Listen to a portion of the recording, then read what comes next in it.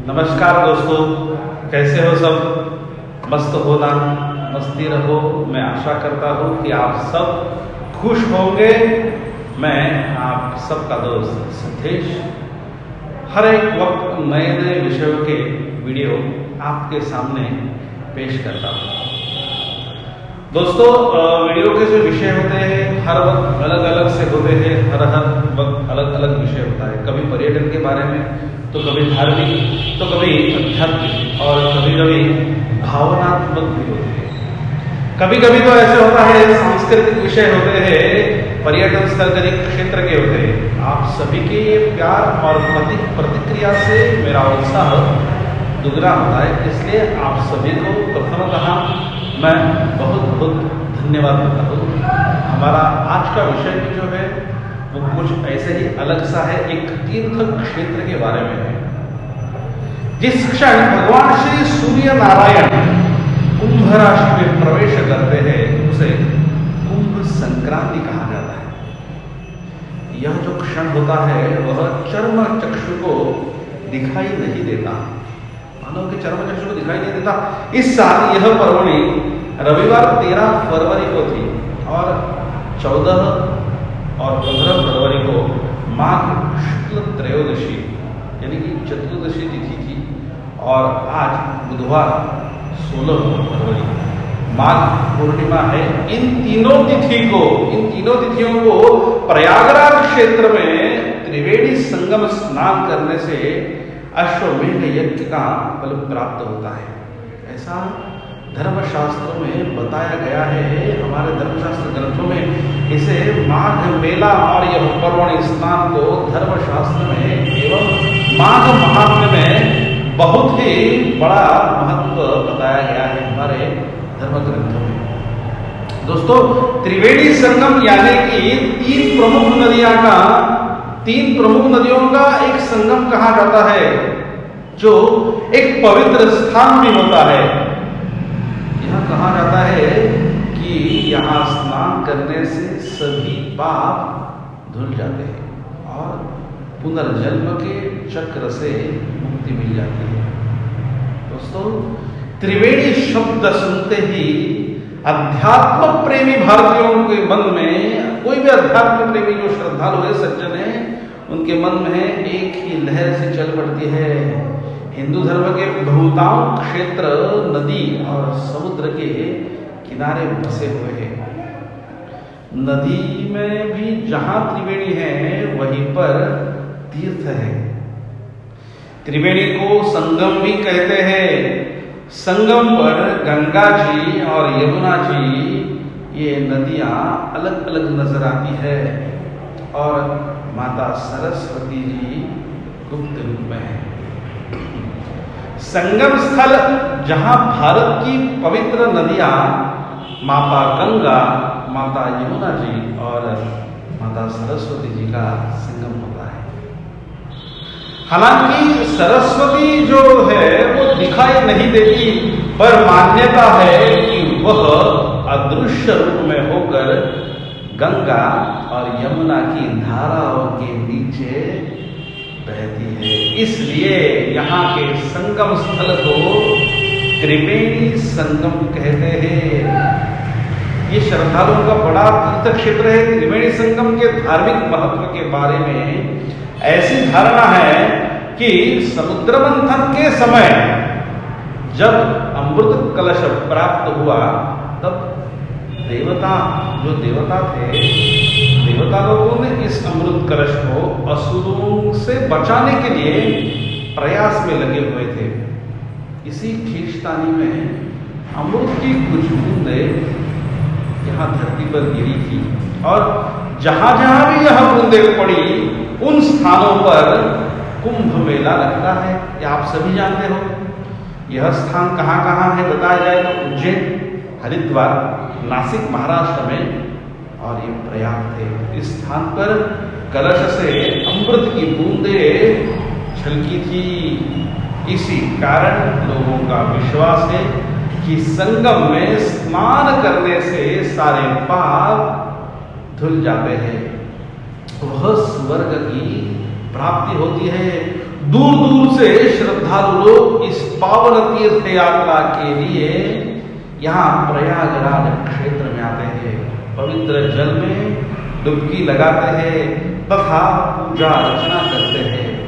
अन्य उल्लेखों के द्वारा भगवान ब्रह्मा ने यहाँ प्राकृष्ट यज्ञ किया था, जिस कारण इस स्थान को प्रयाग नाम से संबोधित किया गया, जो कि बाद में इलाहाबाद या इलाहाबाद नाम से जाना गया, लेकिन वर्तमान प्रयागराज नाम से ही यह क्षेत्र जाना जाता है। माता गंगा जी, माता यमुना जी, माता सरस्वती जी, माता कावेरी, माता गोदावरी, माता कृष्णा, माता सिंधु, माता क्षिप्रा, माता ब्रह्मपुत्रा आदि सभी नदियों के अपने अपने हर एक संगम है। हिंदू धर्म के 3 देवता हैं, भगवान शिव जी, भगवान विष्णु जी और भगवान ब्रह्मा जी, और 3 देवियां भी है, माता पार्वती जी, माता लक्ष्मी जी और माता सरस्वती जी। इसीलिए सभी जगह त्रिवेणी का महत्व और बढ़ जाता है। त्रिवेणी का अर्थ है वह स्थान जहां भी 3 नदियां आकर मिलती है, जहां 3 नदियों का संगम होता है। प्रयाग की गंगा नदी में एक स्थान ऐसा है जहां तीनों नदियों का मिलन होता है। गंगा जी, यमुना जी और सरस्वती जी, सरस्वती का संगम होता है। यह दुर्लभ संगम विश्व प्रसिद्ध है, ब्रह्मांड में यह जाना जाता है। गंगा जी, यमुना जी के बाद भारतीय संस्कृति में सरस्वती नदी को बहुत ही महत्व अधिक मिला है। लेकिन सवाल यह उठता है कि यहाँ गंगा और यमुना जी स्पष्ट नजर आती है। गंगा जी सफेद दिखती है और यमुना जी का पानी काला दिखता है, लेकिन सरस्वती दिखाई नहीं देती। तो फिर यह कैसे त्रिवेणी संगम हुआ?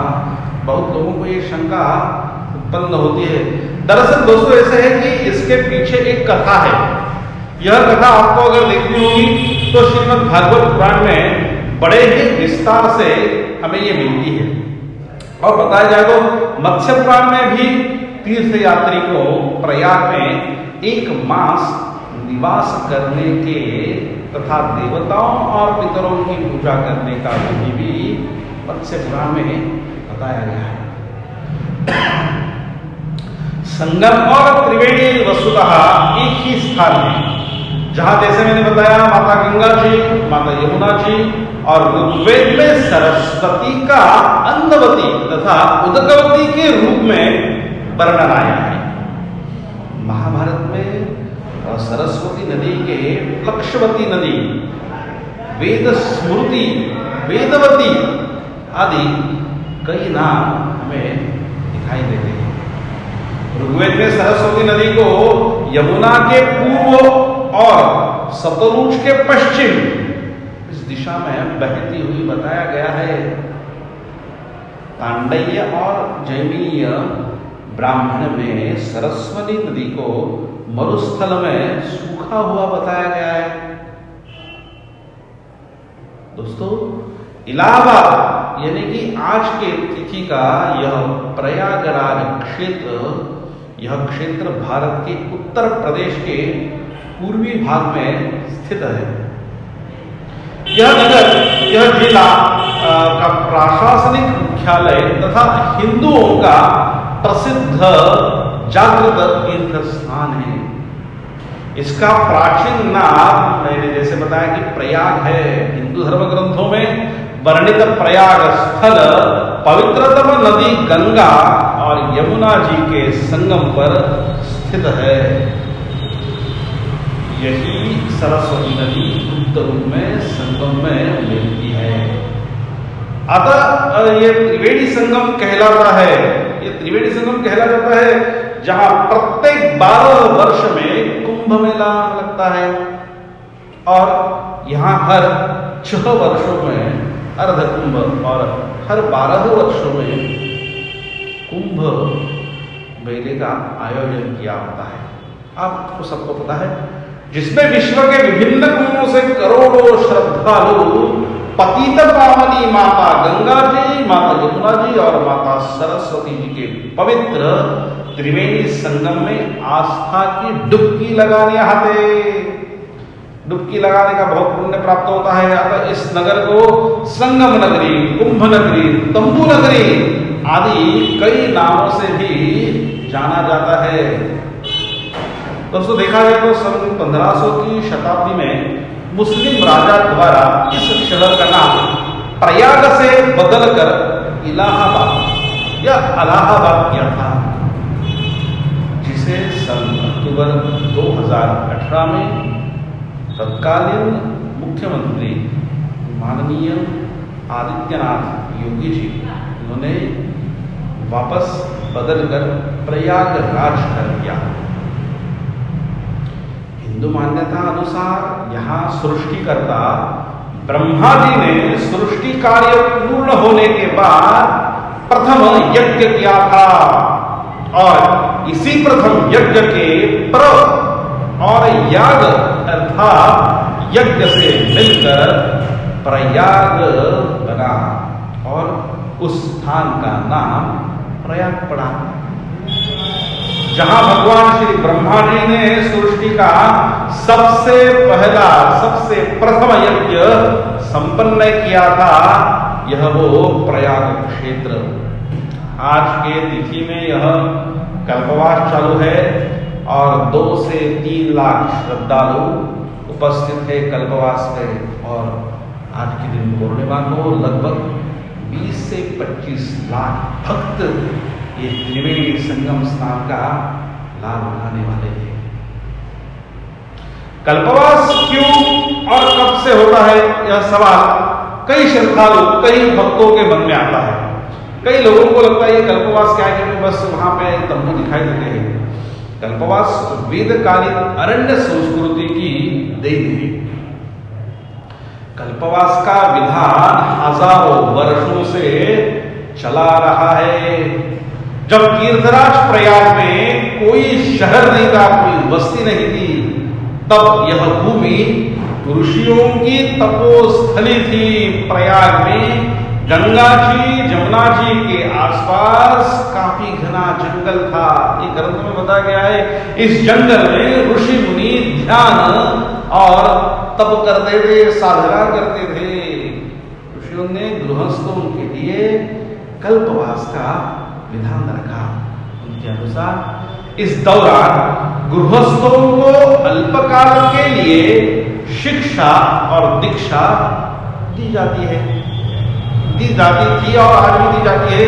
कल्पवास के नियम देखें तो इस दौरान जो भी गृहस्थ कल्पवास का संकल्प लेकर आया है या आते हैं, वह पर्णभूमि में रहते हैं। इस दौरान दिन में एक ही बार भोजन किया जाता है, आहार लिया जाता है तथा मानसिक रूप से धैर्य, अहिंसा और भाव भक्ति पूर्ण वहां पे निवास किया जाता है। पद्म पुराण में इसका उल्लेख भी है। संगम तट पर वास करने वालों को सदाचारी, शांत मन वाला तथा जितेंद्रिय होना चाहिए। कल्पवासी के मुख्य कार्य 3 होते हैं, एक तप, दूसरा होम और तीसरा दान। यहाँ झोपड़ियों में, यानी कि मैंने जैसे बताया, पर्णकुटी में रहने वालों की दिनचर्या सुबह से लेकर त्रिवेणी स्नान करने के बाद संध्या वंदन उसके प्रारंभ होती है और देर रात तक प्रवचन और भजन कीर्तन, भाव भक्ति का भगवंत की सेवा जैसे आध्यात्मिक कार्यों के साथ समाप्त होती है।